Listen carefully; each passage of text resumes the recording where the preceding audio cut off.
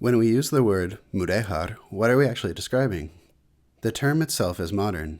In 1859, José Amador de los Ríos coined it to categorize a phenomenon he found difficult to explain: Christian buildings in Spain that looked strikingly Islamic.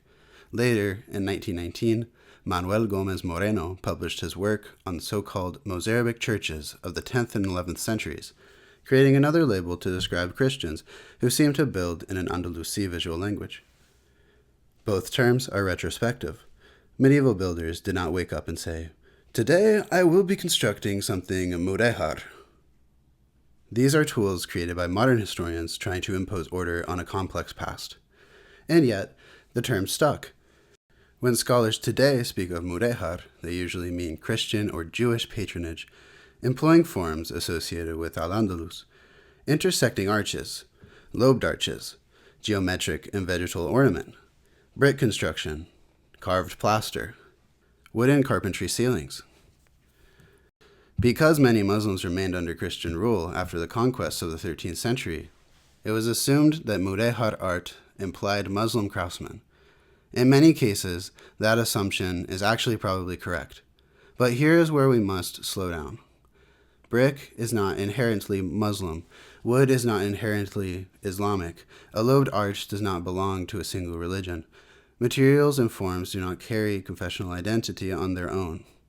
One of the difficulties with the term Mudéjar is its elasticity. A building produced shortly after the conquest of Toledo in 1085 differs radically from a 15th century Isabelline Gothic structure filled with Mudéjar decorative elements. When someone says Mudéjar, what exactly do they mean? A time period, a political arrangement, a workforce, an aesthetic? The word often conceals more than it clarifies. In recent decades, many scholars have leaned towards describing Mudéjar as a hybrid art, a fusion of Christian and Islamic traditions. That language is very attractive. It suggests dialogue, mixture, shared culture, but everything becomes hybrid if you look long enough. Medieval Romanesque is hybrid. Gothic, it's hybrid.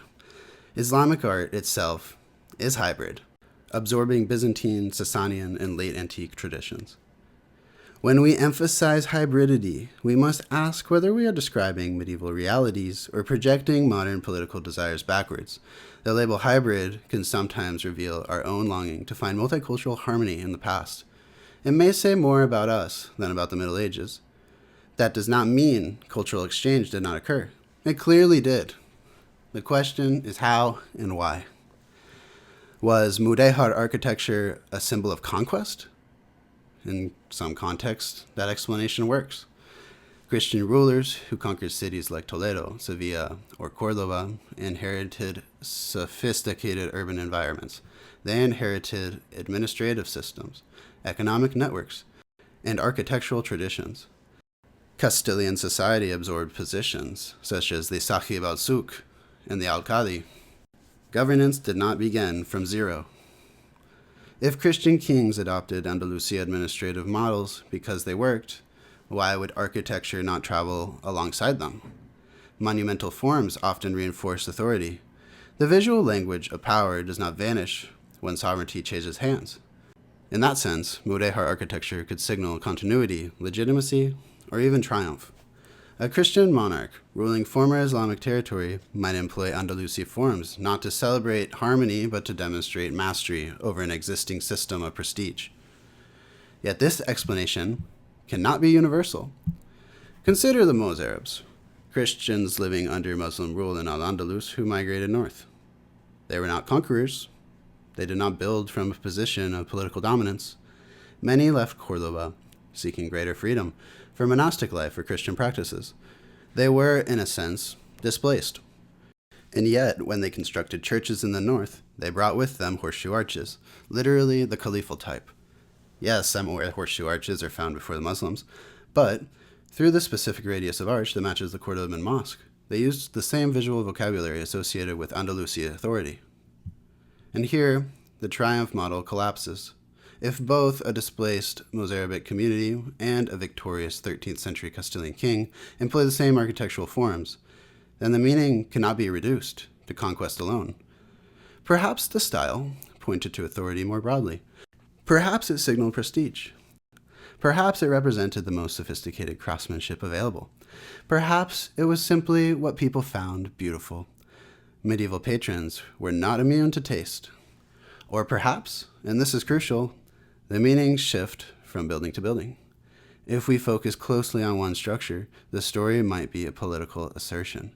In another, it might be economic pragmatism. In another, it might be an inherited memory. Or, in another, aesthetic preference. This diversity is precisely what makes Mudéjar difficult as a category. It stretches across centuries and social conditions. It includes royal palaces, parish churches, synagogues, monastic spaces, urban towers, wooden ceilings, plaster walls, and brick facades. The umbrella is wide, sometimes way too wide, and yet abandoning the term entirely creates another problem.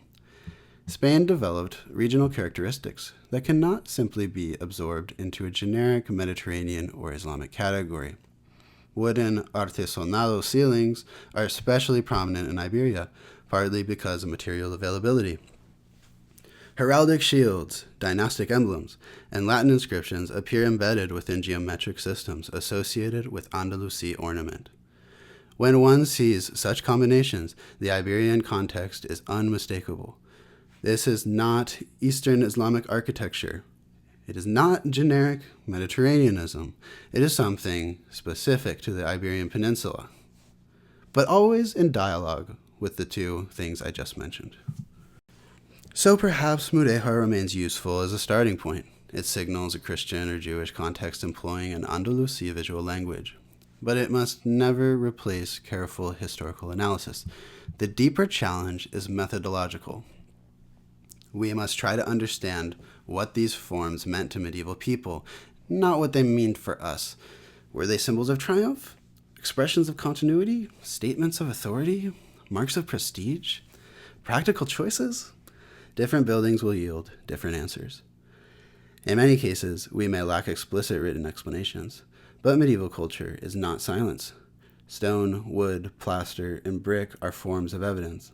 They reveal networks of labor, systems of power, aesthetic priorities, and cultural aspirations. If we treat Mudéjar as a fixed identity, we flatten the Middle Ages.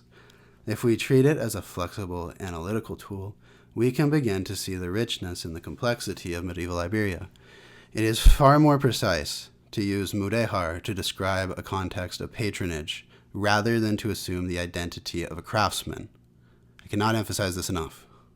The term functions best when it signals that a Christian or Jewish patron commissioned the work in an Andalusi visual language. It becomes far less reliable when it is used to deduce who physically executed the building, since materials and forms alone cannot determine the confessional identity of its artisans. The aim is not to discard the term, but to refine it. We should use it with precision, anchoring it in specific times, places, patrons, and historical circumstances. A word like Mudéjar can be helpful, but only if it does not replace analysis. And in truth, no term arrives untouched. Every category we use is imposed retrospectively onto the past. It is an interpretive framework, not a neutral mirror. The work of the historian is not to pretend these labels are clean or unbiased, but to remain conscious of their limits, while still allowing them to guide careful inquiry. Because medieval art in Iberia was not a simple story of harmony or conflict. It was a landscape of negotiation, prestige, authority, displacement, and adaptation. And if we want to do justice to it, we have to allow it to remain complicated.